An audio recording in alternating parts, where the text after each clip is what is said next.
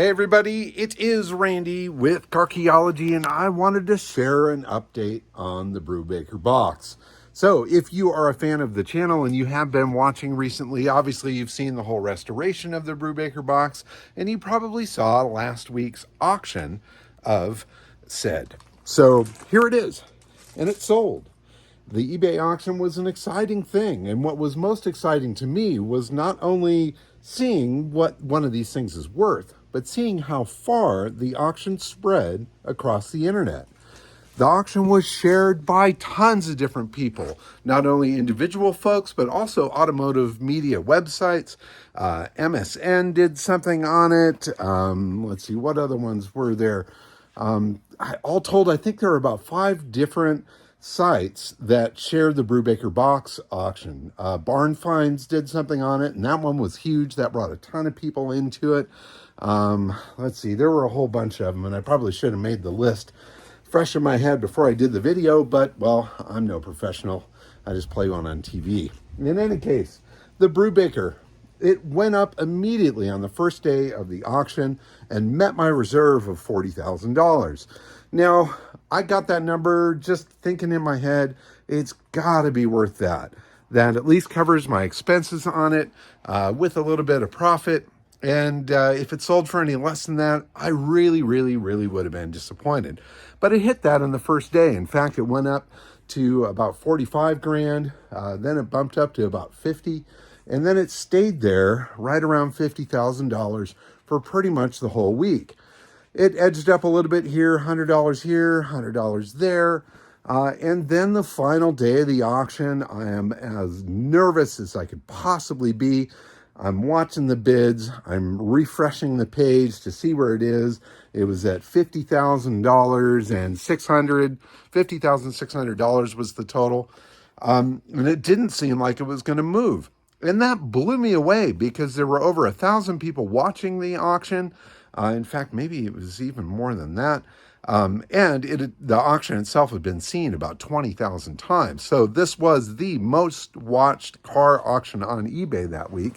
And I was blown away. Why is it not going up in the last 10 minutes of the auction, last 5 minutes of the auction, last 4, 3, 2 minutes of the auction? It's still at $50,600.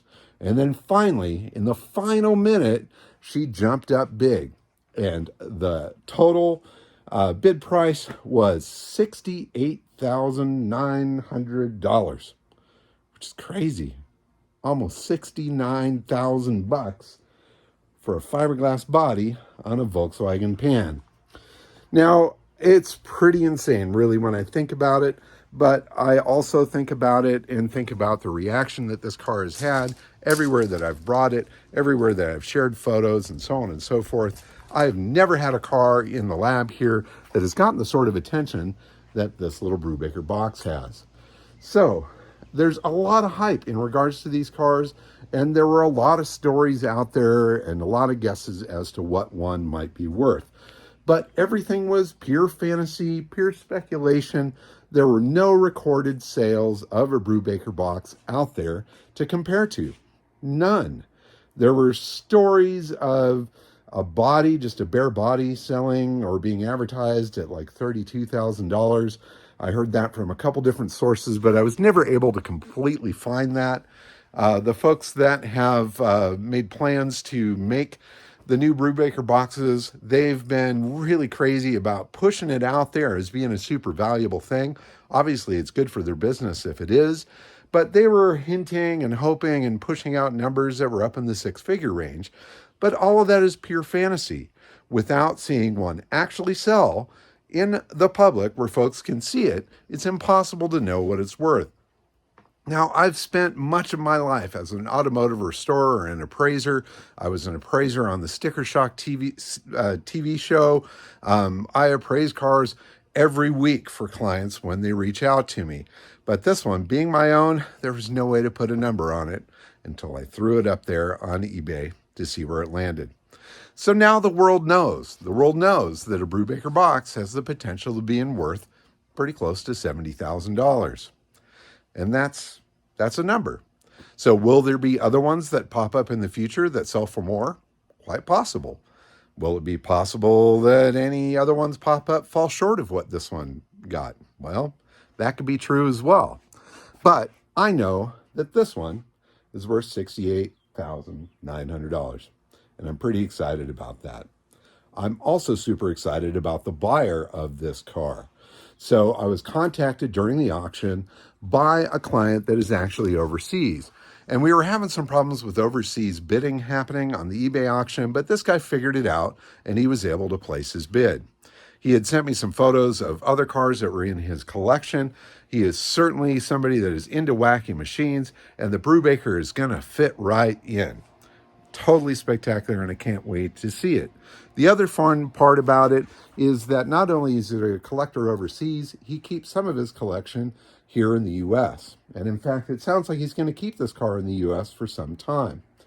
Another super fun thing that happened during the auction is I was contacted by somebody from the Peterson Museum, and they expressed interest in displaying the car there at the museum, and they asked me to share their info with the new owner when that transaction takes place and to find out if they would be interested in sharing the car at the Peterson.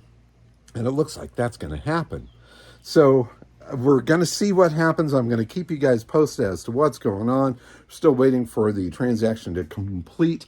As far as transfer of funds, I have received a deposit. I do feel confident that this guy's going to follow through and that he's going to be the perfect next owner for Brubaker 21. And I'm super excited about the prospect of this thing being on public display in one of Los Angeles's biggest automotive museums. This is the Peterson, man. This is not some private museum somewhere. This is the one that people come to see. And it may actually be there for some time. So I'll share that info as it comes around, and perhaps a video of bringing it down there to them, or at least seeing it when it's revealed and shown there. But wow, what an amazing ending to such a spectacular project. Man, I've had a ton of fun with this thing, putting it all together, reliving that dream of being a kid and wanting to have a Brubaker box. And yes, it's a little, I'm a little sad to see it go. But at the same time, I realized once I was building it that this isn't a car that you can comfortably drive around all over the place. It's not something that is a super comfy, super reliable drive long distance with thing, especially when you're somebody my height. I barely fit in this car, and while I can drive it, and it does run and go, I'm not about ready to hop in it and drive it from the lab into Orange County to some event or anything like that. And I really want to focus on having vehicles that I can drive and enjoy. So the funds from this are going to a lot more important stuff. We're dealing with some investment property and things like that. I need some funds for that. This is going to put us where we need to be. And so I'm really thrilled and really thankful for that opportunity. So in any case, the Brubaker box soon will be leaving the lab, and that's going to be a sad day. But I promise to keep everybody up to date on where it goes, and if it is going to be on public display, to share the info with you guys and girls so you can go and check it out. Thank you, everybody, so much for watching, sharing, being excited about the Brubaker auction and the project. This, to me, is what Carchaeology is all about, digging up history on wheels and driving it. And we certainly did that with this one right here. So please subscribe, please like, please comment, etc., etc., etc. Thank you so much for being a part of my automotive life here. I'm having fun here in my garage playing around with this stuff, and I have no intention of stopping. So thanks again, and have a good one. Bye-bye.